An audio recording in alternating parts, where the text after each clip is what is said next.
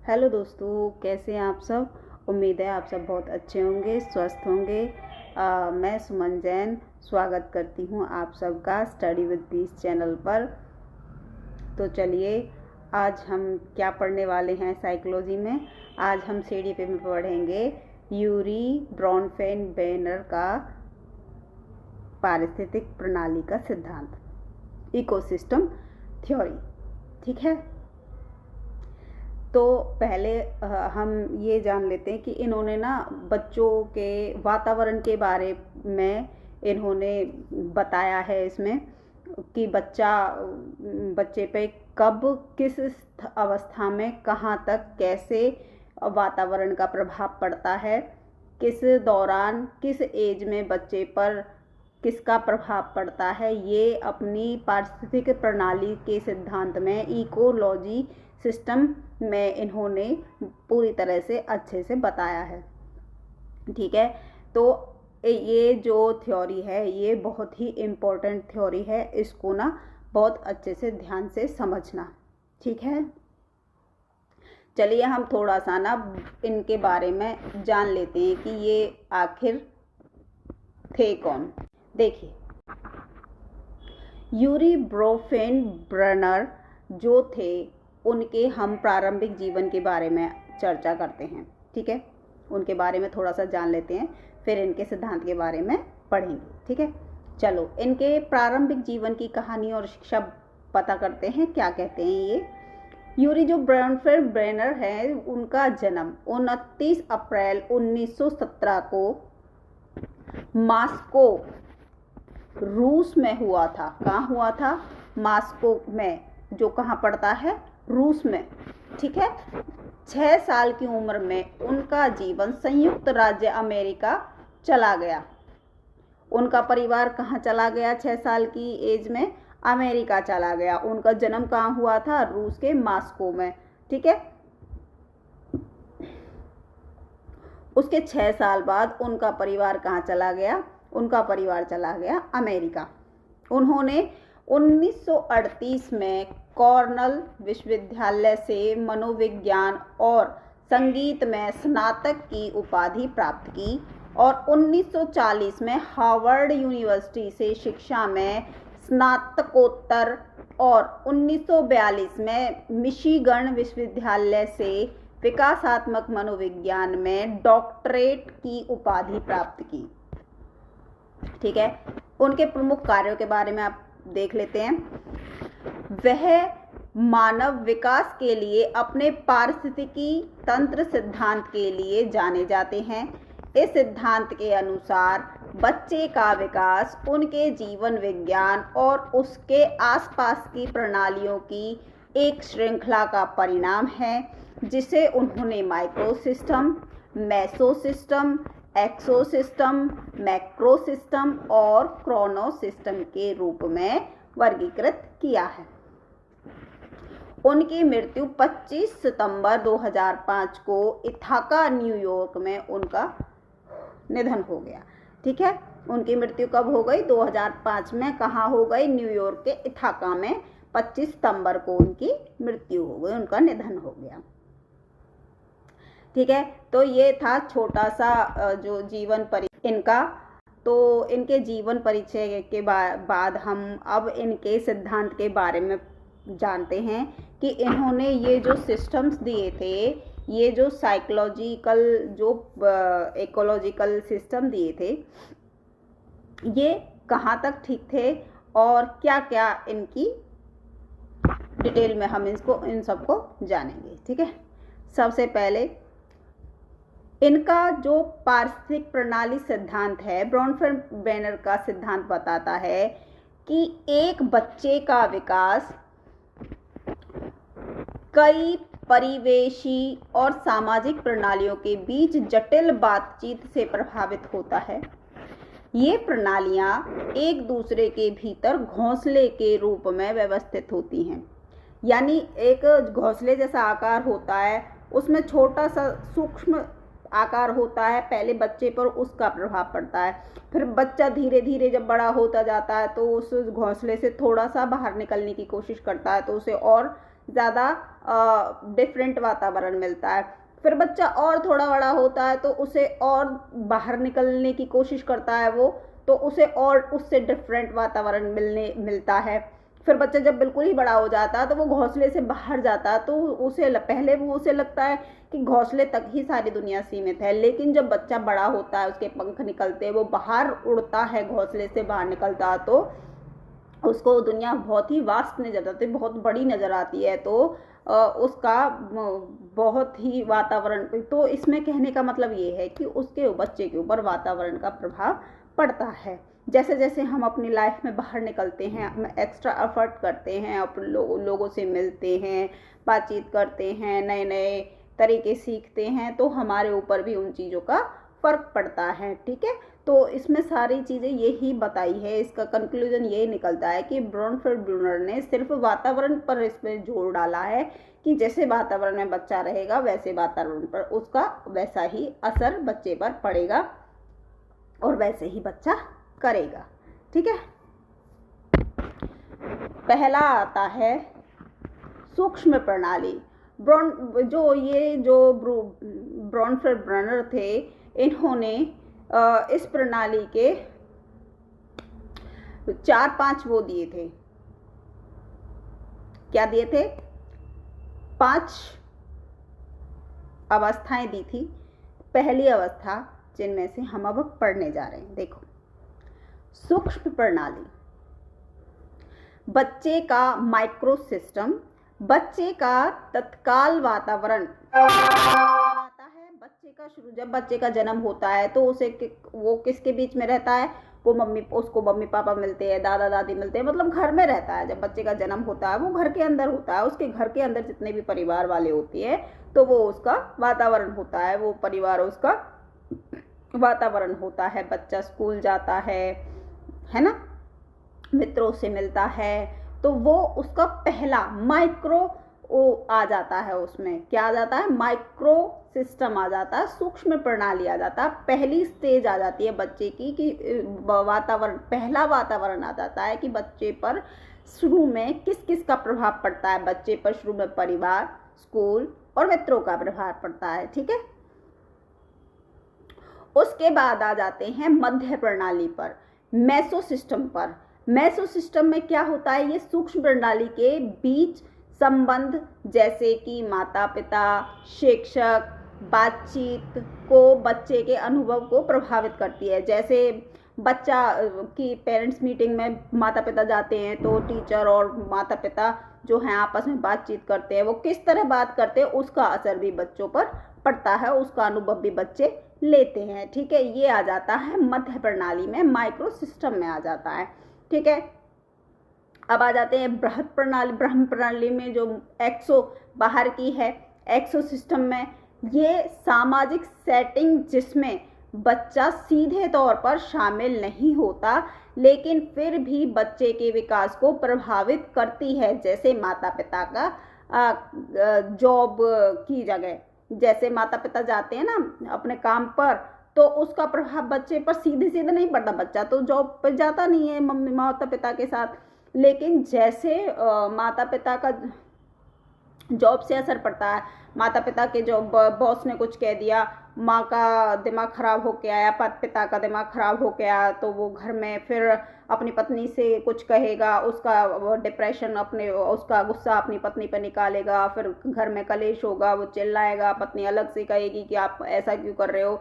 बच्चा वो सारी चीज़ें देखता है, तो ऐसे भी बच्चे पर उस चीज़ का असर पड़ता है। समझ में आ गया? ये आ जाती है एक्सो सिस्टम, मतलब बाहर की जो माता पिता की बाहर काम करने की जगह है उसका भी बच्चे पर डायरेक्टली नहीं इनडायरेक्टली असर पड़ता है। बच्चा तो जाता नहीं है उनके काम करने की जगह पर, लेकिन जो वो काम करने की जगह से खुद वातावरण लेके आ रहे हैं, फिर वो उसी वातावरण को घर में क्रिएट करते हैं, उसका असर बच्चे पे पड़ता है। ठीक है, इसके बाद आ जाते हैं बृहद प्रणाली, मैक्रो सिस्टम। ठीक है, व्यापक सांस्कृतिक संदर्भ, मूल्य, रीति रिवाज, कानून और सामाजिक आर्थिक चीजें, इन प्रणालियों में माइक्रो सिस्टम, मेसो सिस्टम और ये सारी चीज़ें आ जाती है। देखो ये आप देख लो, जैसे बृहद प्रणाली होती है, मैक्रो सिस्टम होता है, इसमें ना बच्चा व्यापक रूप से सीख जाता है। जैसे बच्चा बाहर निकलता है, देश विदेश में जाता है, अलग अलग रीति रिवाज, अलग अलग मूल्य, अलग अलग नियम, अलग अलग नैतिकता, अलग अलग चीज़ें सबकी, किसी के कोई त्योहार मनता है, किसी के यहाँ कोई सांस्कृतिक प्रोग्राम होता है। तो बच्चे का जब वो बिल्कुल बाहर निकल जाता है, देश शहर से बाहर निकलता है, देश से बाहर निकलता है, तो सब लोगों को, जैसे हमारे भारत देश में विभिन्नताओं का देश है, हर स्टेट में जाके आप देख लो, हरियाणा का अलग रीति रिवाज होते हैं, राजस्थान के अलग रीति रिवाज होते हैं, कर्नाटक के अलग रीति रिवाज होते हैं, कोलकाता है ना, गुजरात के अलग रीति रिवाज होते हैं। तो इस तरह से बच्चे पर बाहरी प्रभाव बहुत ज़्यादा पड़ता है। अब देखो ये यहाँ पे एक वो है, इसको देख लीजिए, इंडिविजुअल, जो यहाँ बच्चा जन्म लेता है, ठीक है, ये घर में रहता है, घर में ये क्या किस किस का प्रभाव पड़ता है बच्चे पे। देखो घर में बच्चे पे प्रभाव पड़ता है, एक मिनट, घर में बच्चे पर प्रभाव पड़ता है। देखो सबसे पहले स्कूल आता है, फैमिली आती है, फ्रेंड्स आते हैं, ठीक है, और उसमें पड़ोसी आ जाते हैं, नेबर्स आ जाते हैं, काम है ना, काम वर्क आ जाता है। ये आता है किसमें, माइक्रो सिस्टम में। किसमें आता है ये, माइक्रो सिस्टम में। और फिर मीसो सिस्टम में क्या आता है, मीसो सिस्टम में भी यही चीज़ें आती हैं, ठीक है, work, school, family, neighbour, friend, ठीक है, मीसो सिस्टम में। और मीसो सिस्टम में जैसे बच्चा स्कूल में मम्मी पापा और टीचर्स कैसे आपस में बातें करते हैं, उसका भी अनुभव लेता है बच्चा, है ना, उसका भी प्रभाव पड़ता है।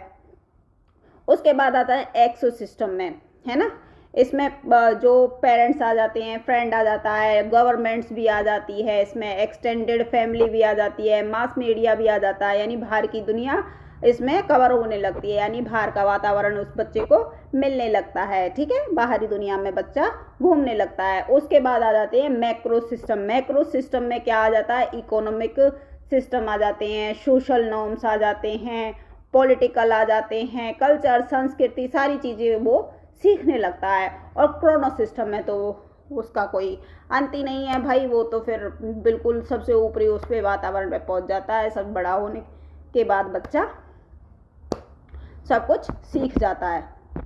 देखिए ये भी वही है, अब देखो, ब्रॉनफेयर-ब्रेनर का पारिस्थितिक तंत्र सिद्धांत बताता है कि किसी व्यक्ति का विकास परस्पर संबंध पर्यावरणीय प्रणाली द्वारा आकार लेता है, जिसे परिवार जैसे तात्कालिक परिवेश से लेकर संस्कृति जैसे व्यापक सामाजिक संरचनाएं शामिल हैं। इन प्रणालियों में माइक्रो सिस्टम, मेसो सिस्टम, एक्सो सिस्टम, मैक्रो सिस्टम और क्रोनो सिस्टम शामिल होते हैं, जिनमें प्रत्येक विकास और व्यवहार को प्रभावित करता है, ठीक है।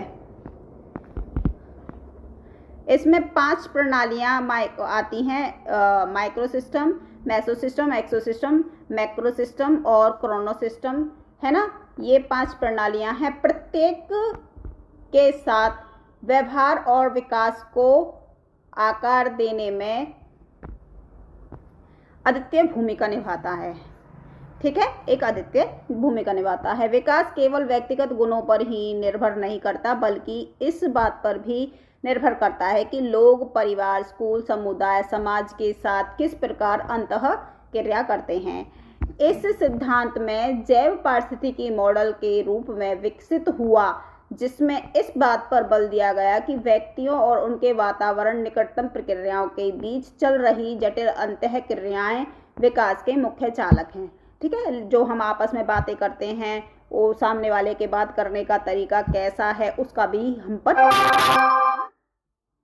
ब्रॉनफेयर-ब्रेनर के विचार आज भी अत्यधिक प्रासंगिक हैं, विशेषकर इसलिए क्योंकि औद्योगिक, ऑनलाइन अंतरक्रियाएं और प्रमुख सामाजिक परिवर्तन विकास पर नए पर्यावरणीय प्रभाव उत्पन्न कर रहे हैं।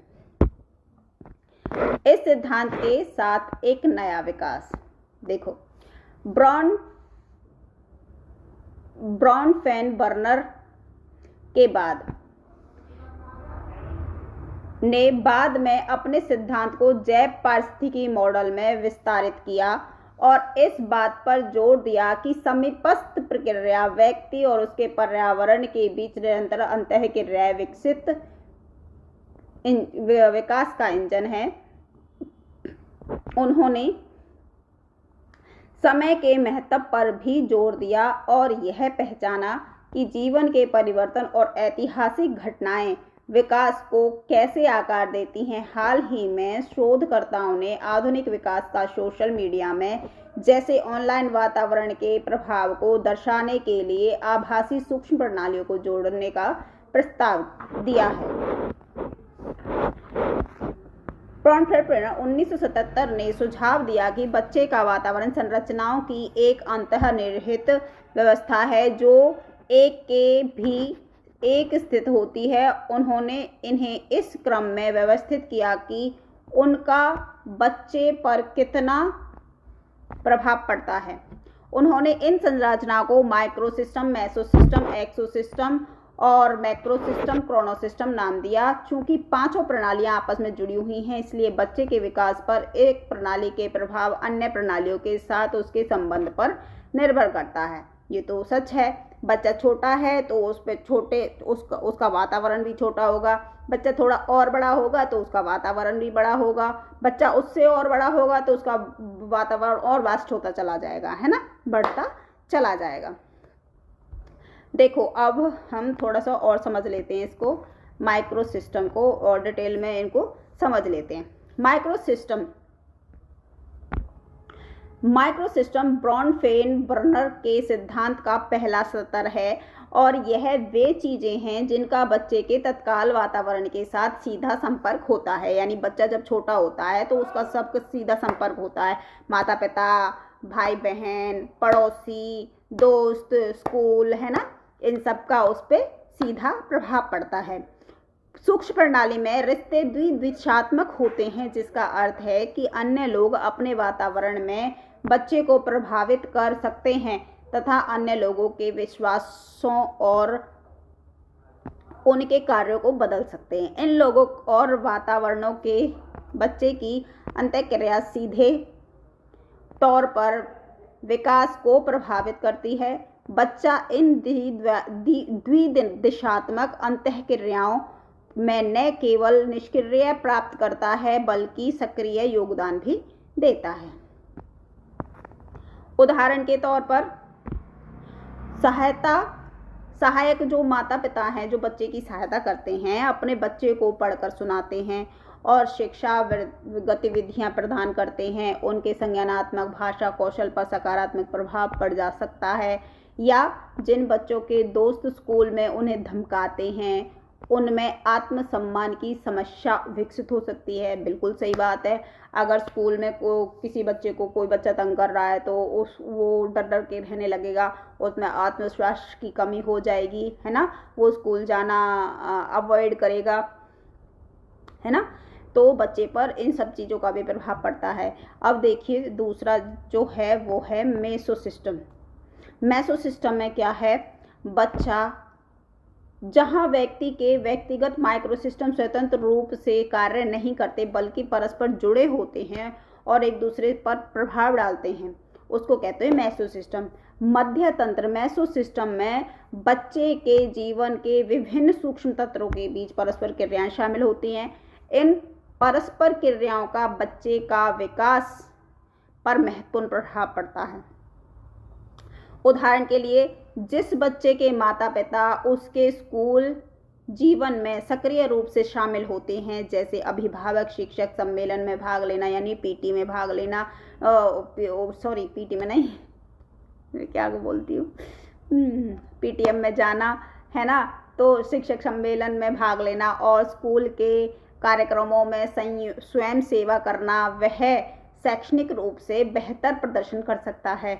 यानी कि कहने का मतलब ये है कि जिस बच्चे के माता पिता लगातार हर पीटीएम में जाते हैं और बच्चे की रिपोर्ट लेते हैं, उससे भी बच्चे पर प्रभाव पड़ता है। और जो माता पिता बच्चे को देखते ही नहीं है स्कूल में बच्चा क्या कर रहा है, पढ़ रहा है नहीं पढ़ रहा, किसी से लड़ रहा है, अच्छा व्यवहार कर रहा है, टीचरों से कोई मेल मिलाप नहीं है, किसी प्रकार की कोई पूछताछ नहीं करते, ना पीटीएम में जाते हैं, उस चीज़ का भी बच्चे पर एक बुरा असर पड़ता है। ठीक है, चलिए तीसरा है एक्सोसिस्टम। एक्सोसिस्टम में क्या होता है? एक्सोसिस्टम 1970 के दशक में उरी ब्रॉनफेन-बर्नर द्वारा विकसित पारिस्थितिक तंत्र सिद्धांत यह एक घटक है। इसमें स्थानीय सरकारें, परिवार, मित्र और जनसंचार माध्यम जैसे अन्य औपचारिक और अनौपचारिक सामाजिक संरचनाएं भी शामिल हो जाती हैं। यानी इसमें इंटरनेट भी शामिल हो जाता है, बच्चा इंटरनेट का भी यूज़ करने लगता है। यद्यपि बाहरी तंत्र बच्चे के साथ सीधे अंतःक्रिया नहीं करता, फिर भी वह सूक्ष्म तंत्र को प्रभावित करता है। यानी जो सूक्ष्म तंत्र को इसलिए प्रभावित करता है कि अगर बच्चा मीडिया में जाएगा या फिर मतलब इंटरनेट पे काम करेगा, जैसे आजकल फ़ोन से सब कुछ करते हैं बच्चे, पढ़ाई भी करते हैं, तो उसका बच्चे पर गलत असर पड़ता है।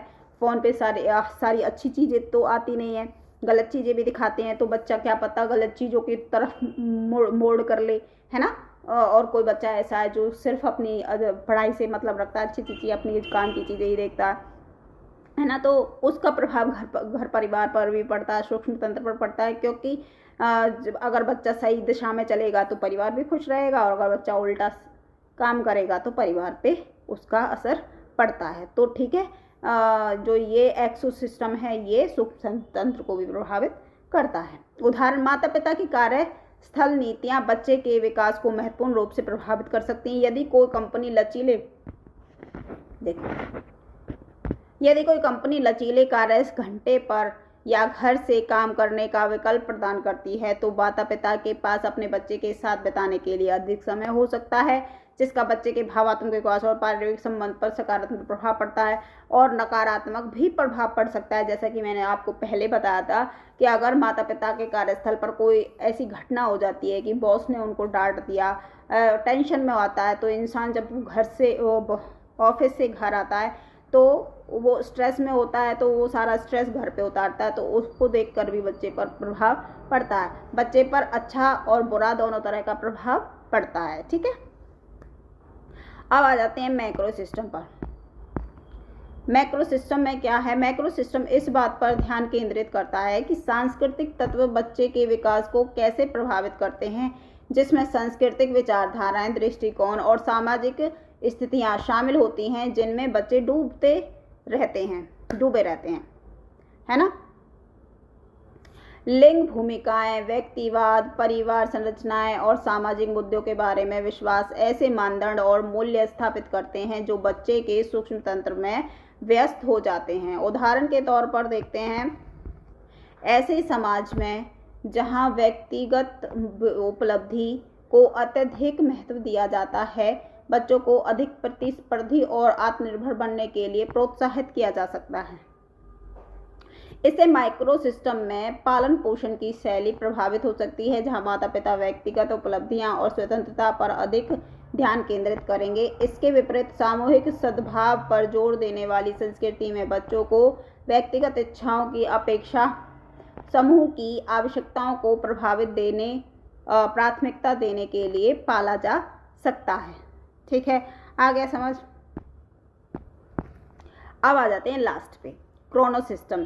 देखो, ब्रॉनफेन-बर्नर के पारिस्थितिक तंत्र सिद्धांत का 5वां और अंतिम स्तर क्रोनो सिस्टम के रूप में जाना जाता है। ठीक है, क्रोनो सिस्टम बच्चे के जीवन काल में होने वाले पर्यावरणीय परिणामों से संबंधित है। ये परिवर्तन पूर्व अनुमानित हो सकते हैं, जैसे स्कूल जाना शुरू करना, या अप्रत्याशित भी हो सकते हैं, और जैसे माता पिता का तलाक। अब ये समझ में कि अगर माता पिता का तलाक हो जाए तो बच्चे पर तो बहुत गंदा असर पड़ता है ना। और इसके जैसे अब हम ये पूर्व अनुमानित होते हैं, यही तो कहा जाता है अगर बच्चे का तलाक माता पिता का तलाक होगा तो बच्चे पर गलत असर पड़ेगा, अच्छा असर तो नहीं पड़ेगा। तो ये पूर्वानुमानित हुआ ना, है ना। तो ये पूर्वानुमानित होता है। उदाहरण के लिए व्यापक इंटरनेट पहुंच और सोशल मीडिया की शुरुआत कई बच्चों के लिए महत्वपूर्ण है। ठीक है, क्रोनो सिस्टम परिवर्तन का प्रतिनिधित्व करता है। इस तकनीक और बदलाव ने बच्चों के सहपाठियों के साथ बातचीत करने, जानकारी प्राप्त करने और अपने खाली समय को बिताने के तरीके को बदल दिया है, जिससे संभवतः उनके सामाजिक कौशल, संज्ञानात्मक विकास और यहाँ तक कि नींद के पैटर्न पर भी असर पड़ रहा है। बच्चों को नींद भी अपने टाइम पर नहीं आती है ना।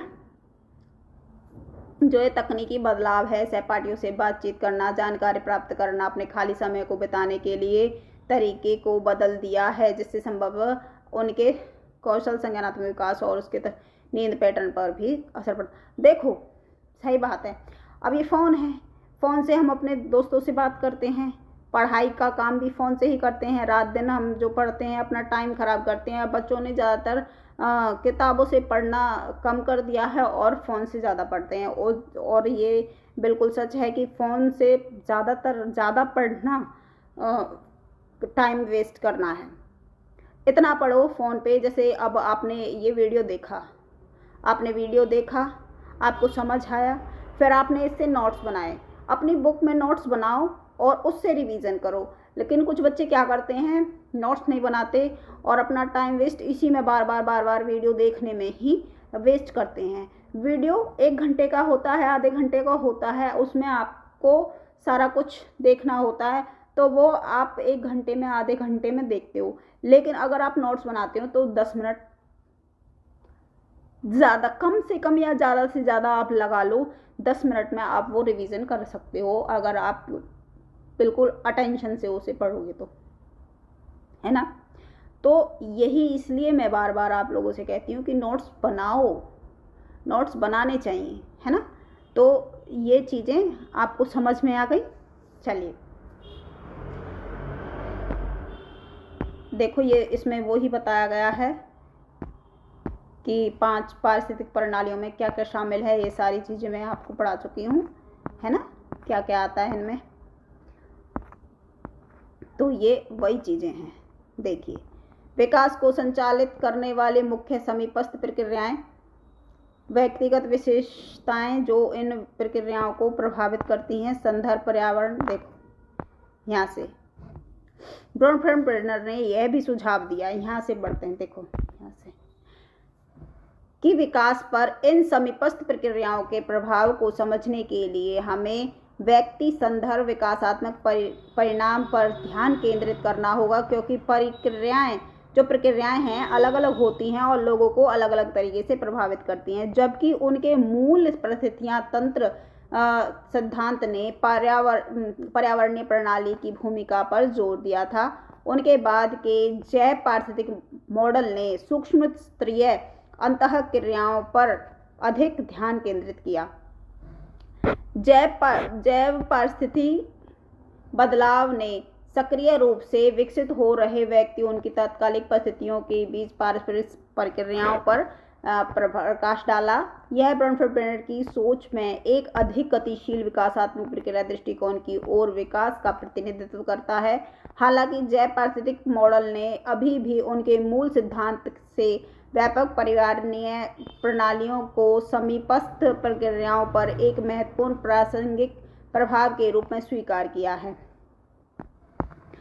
विल्सन एट अल ने 2002 ने बताया कि विविधता को महत्व देने वाले स्कूल लोकाचार के माध्यम से सकारात्मक स्कूल वातावरण बनाने से स्कूल के भीतर छात्रों के रिश्तों पर सकारात्मक प्रभाव पड़ता है। इस प्रकार के स्कूल लोकाचार को शामिल करने से विकासशील बच्चों की पारिस्थितिक प्रणाली पर प्रभाव पड़ता है।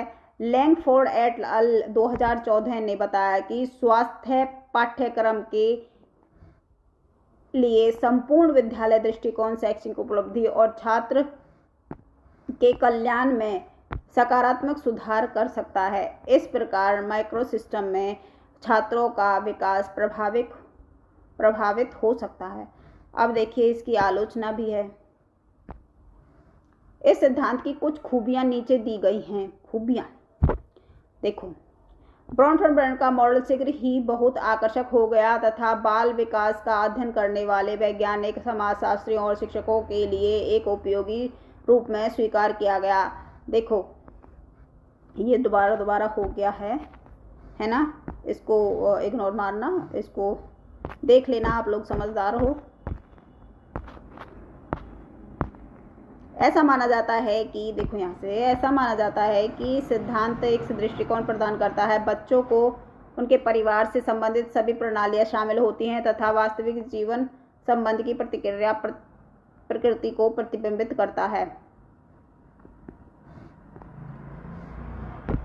2013 ने बताया कि यह सिद्धांत आप्रवासी बच्चों विकास को समझने के लिए उपयोगी है। बच्चों की पारिस्थितिकी की समझ कुछ बच्चों के लिए सामाजिक कार्य को मजबूत करने में सहायक हो सकती है।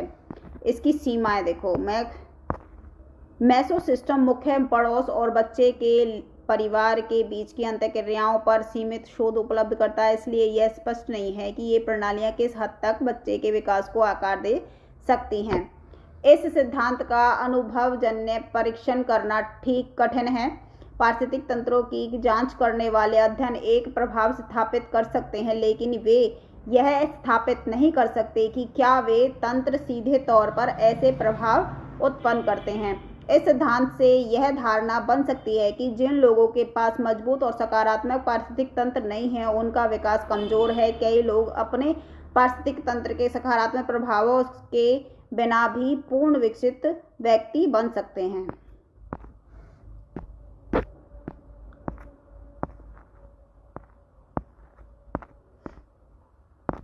ठीक है, चलिए आप लोगों के लिए ये ज़्यादा डीप हो जाएगा।